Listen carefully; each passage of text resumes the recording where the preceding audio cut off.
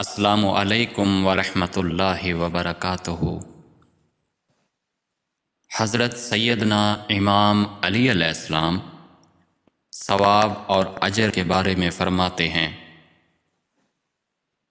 بے صبری کرنے پر کسی قسم کا اجر و ثواب نہیں ملتا۔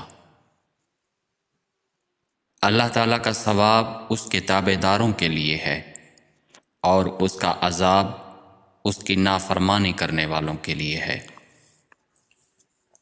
جس کے پاس کوئی عمل خیر نہیں، اس کے لیے کچھ ثواب نہیں۔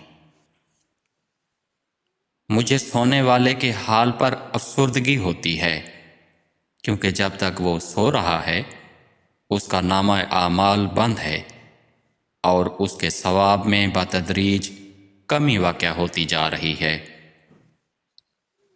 ثواب حاصل کرنے کی نسبت گناہ سے اجتناب لازم ہے۔ علم دین پڑھنے اور پڑھانے والے دونوں ثواب کے حقدار ہیں، اور جو ان کے سوا ہیں ان میں کچھ بہتری نہیں۔ ظالم کو عذاب کا انتظار ہے اور مظلوم کو ثواب کی امید ہے۔ نیک کاموں میں ثواب والے 3 کام ایسے ہیں جن کے ثواب کو شمار نہیں کیا جا سکتا۔ اپنے مال کو راہ خدا میں خفیہ طور پر خرچ کرنے والا، والدین کے ساتھ حسن سلوک سے پیش آنے والا اور رشتہ داروں سے میل جول رکھنے والا اور ان کے حقوق کا خیال رکھنے والا۔ 2 امور ایسے ہیں جن کے ثواب کی کچھ حد نہیں ہے: عفو و درگزر سے کام لینا اور عدل و انصاف قائم کرنا۔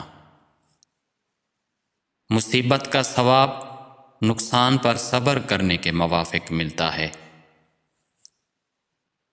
صدق اخلاق سے آدمی قرب حقیقی پاتا ہے اور اس سے ثواب میں بھی زیادتی ہوتی ہے۔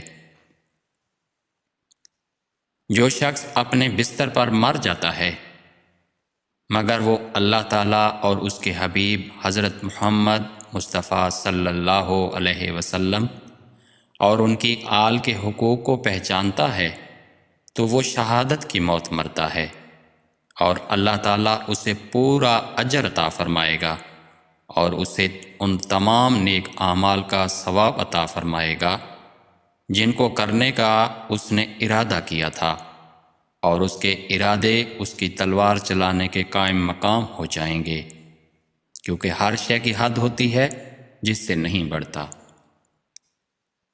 اللہ تعالیٰ نے اپنے نیک بندوں کے لیے جو نعمتیں اور اجر و ثواب رکھا ہے ان کی رغبت اور خواہش کرو، اور اللہ تعالیٰ کی محبت کو اپنا دین و ایمان بنا لو تاکہ فلاح پاؤ۔ اطاعت خداوندی سے ثواب ملتا ہے اور نافرمانی سے عذاب نازل ہوتا ہے۔ بلا شبہ سب سے زیادہ ثواب اور ملنے والی نیکی احسان ہے، اور بلا شبہ تمام کاموں میں نیک انجام والا کام صبر ہے۔ اللہ تعالیٰ کے عذاب کے خوف سے جو ایمان لائے وہ سعادت مند ہے، اور اس نے ثواب و نیکی کی امید میں نیک عمل کیے اور جنت کا مشتاق ہوا۔ نیک وہ ہے جو عذاب سے ڈرے اور ایمان لائے اور ثواب کا امیدوار ہو کر نیک کاموں میں مشغول ہو جائے۔